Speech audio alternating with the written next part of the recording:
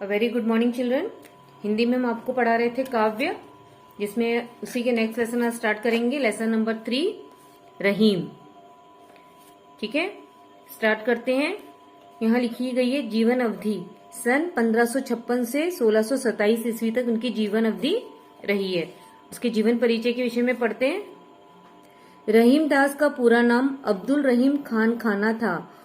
उनका जन्म लाहौर नगर अब पाकिस्तान में सन 1556 ईस्वी में हुआ था। वे अकबर के संरक्षक बैरम खां के पुत्र थे। वो किसके पुत्र थे? अकबर के संरक्षक जो थे बैरम खां के पुत्र थे। और अकबर ने बैरम खां को हज पर भेज दिया।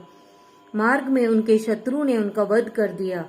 अकबर ने रहीम एवं उनकी मां को अपने पास बुला लिया और दोनों की स्वयं देखभाल की तथा उनके भरण पोषण का प्रबंध भी किया।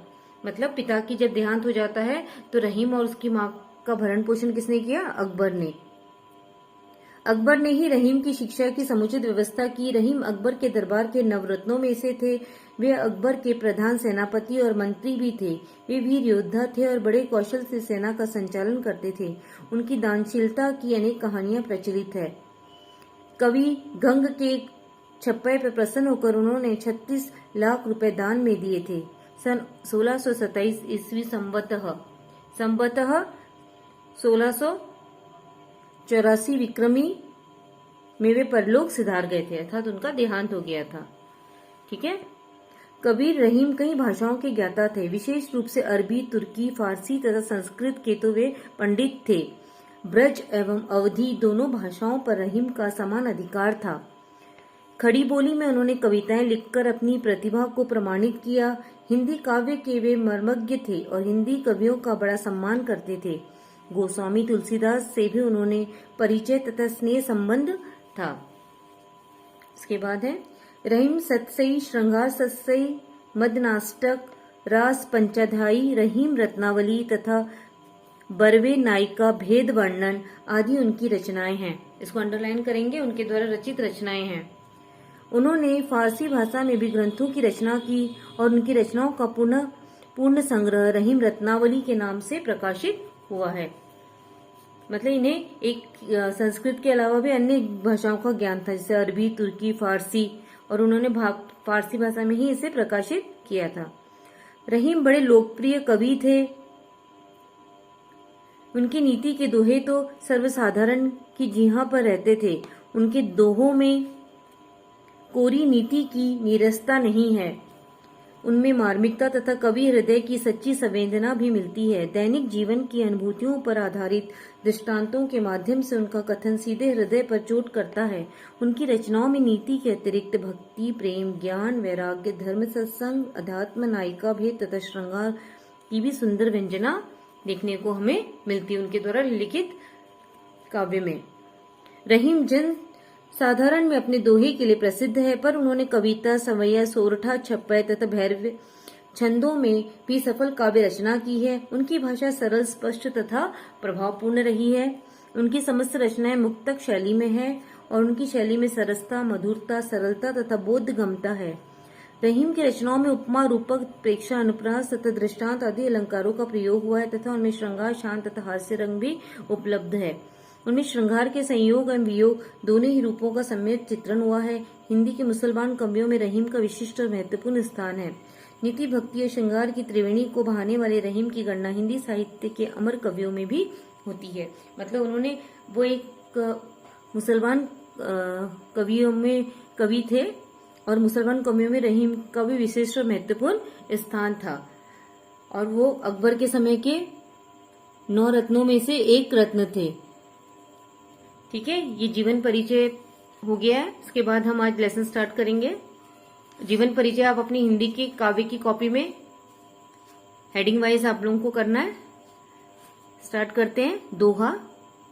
प्रस्तुत दोहे नीति, भक्ति एवं प्रेम का संगम है, जो आज के सामाजिक मूल्यों की दृष्टि से आदर्श है। इनमें जीवन के अनुभवों का यथार्थ सत्य विद्यमान है। आज हम पढ़ेंगे रहीम के द्वारा रचित दोहे। स्टार्ट करते हैं।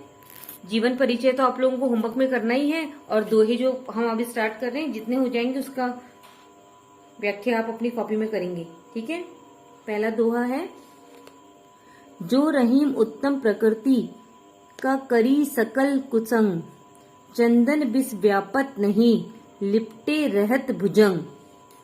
इसमें कवि जी कह रहे हैं, प्रकृति मतलब सभी को पता है स्वभाव, और भुजंग सर्प, और कुसंग बुरी संगति। तो रहीम जी कह रहे हैं कि जो व्यक्ति उत्तम स्वभाव का होता है वो बुरी संगति में रहने पर भी उसके चरित्र में कोई प्रभाव नहीं पड़ता है। ठीक है। इसके बाद उन्होंने एक एग्जाम्पल भी दिया है, एग्जाम्पल से समझा रहे हैं। चंदन के वृक्ष का उन्होंने एग्जाम्पल दिया है कि चंदन के वृक्ष पर चाहे कितने भी विषैले सर्प क्यों न लिपटे रहें, परंतु उस पर सर्पों के विष का प्रभाव नहीं पड़ता है। चंदन का वृक्ष सुगंध देता है, सुगंधित होता है, उसमें कितनी जहरीले सांप क्यों न लिपटे हो, लेकिन वह सांप विषैला नहीं होता है। और चंदन का वृक्ष अपनी सुगंध और शीतलता के गुण को छोड़कर जहरीला नहीं हो जाता है। उसी प्रकार हमें सज्जन भी अपने सद्गुणों को कभी नहीं छोड़ सकता है। जो सज्जन व्यक्ति होता है, चाहे वो कितने भी बुरे व्यक्तियों के बीच में क्यों ना हो, लेकिन वो अपने गुणों को नहीं छोड़ता है। उसी प्रकार जैसे चंदन का वृक्ष पर सैकड़ों जहरीले सर्प लिपटे, फिर भी चंदन अपनी सुगंध और शीतलता को नहीं छोड़ता है। ठीक है। इसके बाद हम सेकंड पढ़ेंगे, रहीमन प्रीति सराहिए, मिले होत रंग दून, जो जर्दी हुर्दी तजे, तजे सफेदी चून। इसमें रहीम जी कह रहे हैं, रहीमन प्रीति सराहिए, प्रीति मतलब प्रेम, सराहिए सराहना करना।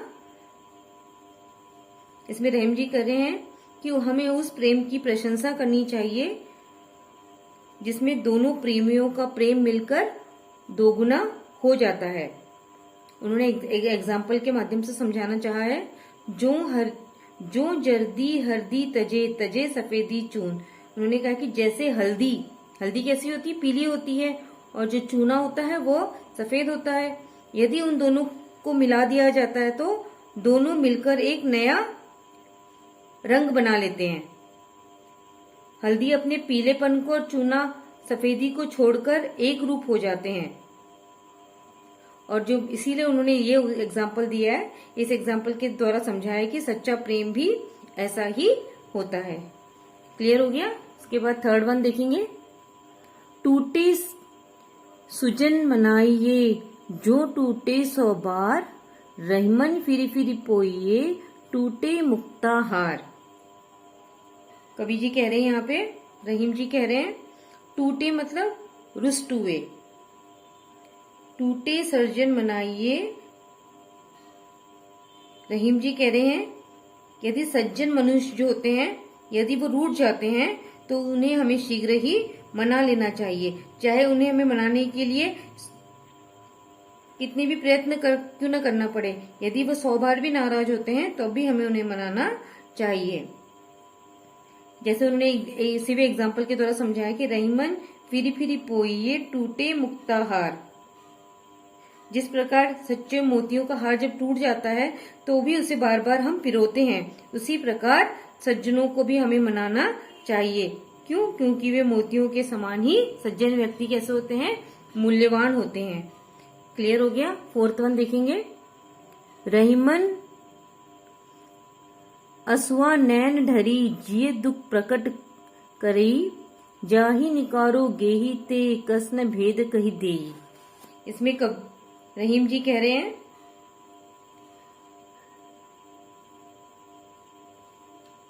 जिस प्रकार जो आंसू होते हैं आंखों से निकल जाते हैं, आंखों से निकलने पर वो अपने हृदय का भेद दूसरों के सामने प्रकट करते हैं, है ना।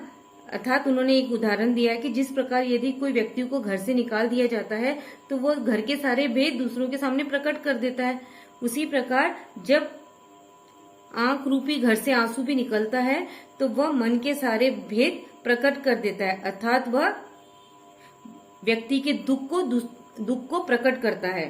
वो प्रकट करता है कि वे व्यक्ति कितना दुखी है, इसीलिए उसके नेत्र से आंसू बह रहे हैं। क्लियर। 5th वन देखेंगे। कहीं रहीम संपत्ति सगे बनत बहुत बहिद्रीत, विपत्ति कसौटी जे कसे ते ही सांचे मीत। रहीमदास जी इसमें कह रहे हैं, कहे रहीम संपत्ति सगे, संपत्ति मतलब सगे संबंधी है ना।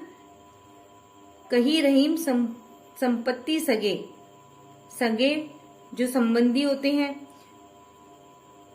इसमें जब व्यक्ति के पास संपत्ति होती है तो जो अनेक लोग होते हैं वो तरह तरह से उनसे रिश्ता बनाते हैं ना, और जो विपत्ति के समय भी मित्रता नहीं छोड़ते हैं वे कैसे होते हैं, वे सच्चे मित्र होते हैं।